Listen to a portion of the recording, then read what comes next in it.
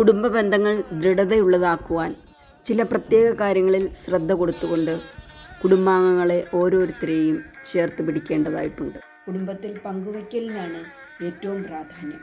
ഒരു കുടുംബജീവിതം വളരെ സ്മൂത്തായി മുന്നോട്ട് കൊണ്ടുപോകണമെങ്കിൽ കുടുംബത്തിലെ ഓരോ ആളുകൾക്കും അവരവർ അർഹിക്കുന്ന വാല്യൂ നൽകി, സ്നേഹം നൽകി അവരെ ചേർത്ത് പിടിക്കണം.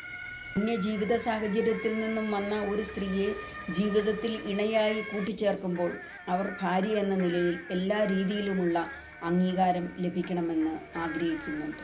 ചില ഭർത്താക്കന്മാർ മാതാപിതാക്കളുടെ മുന്നിൽ വെച്ച് ഭാര്യയെ അംഗീകരിച്ച് സംസാരിക്കുകയോ അവരോട് സ്നേഹം കാണിക്കുകയോ ചെയ്യുകയില്ല.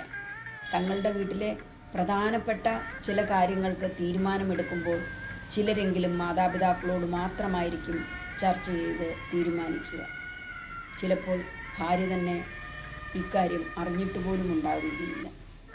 വളരെ വൈകിയായിരിക്കും അവർ അറിയുക തന്നെ.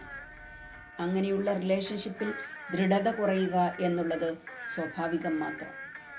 പരസ്പരമുള്ള വിശ്വാസവും പരസ്പരമുള്ള സ്നേഹവും പരസ്പരം എന്തും തുറന്നു പറയുകയും ചെയ്യുന്നിടത്തെ ബന്ധങ്ങൾ നിലനിൽക്കുകയുള്ളൂ.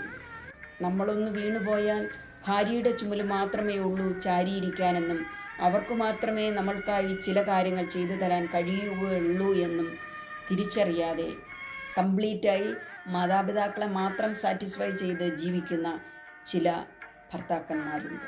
കുടുംബ ബന്ധങ്ങളുടെ വില മനസ്സിലാക്കാതെ ഭാര്യയെയും മക്കളെയും ചേർത്ത് പിടിക്കാതെ തളരുമ്പോൾ അവർ കൂടെ ഉണ്ടാകണമെന്ന് കരുതുന്നത് വിഡ്ഢിത്തമാണ്.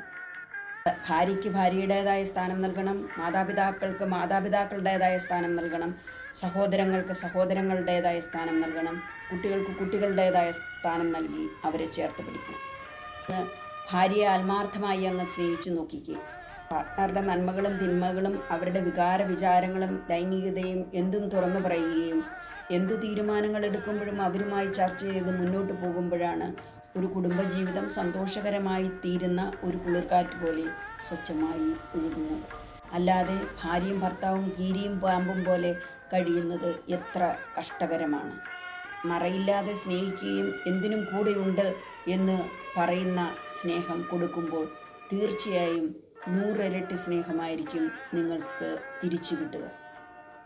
അങ്ങനെയുള്ളപ്പോൾ കുടുംബാന്തരീക്ഷത്തിൻ്റെ സമാധാനം നിങ്ങൾക്ക് ഒരു മാജിക്ക് പോലെ അനുഭവിക്കാൻ കഴിയും.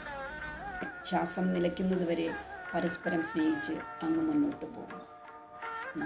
ഈ ചാനൽ ഇതുവരെയും നിങ്ങൾ സബ്സ്ക്രൈബ് ചെയ്തിട്ടില്ലെങ്കിൽ, ഈ വീഡിയോ ഇഷ്ടമായെങ്കിൽ ദയവായി സബ്സ്ക്രൈബ് ചെയ്യുക, ഷെയർ ചെയ്യുക, ബെൽ ബട്ടൺ അമർത്തുക. ഏവർക്കും സ്നേഹം.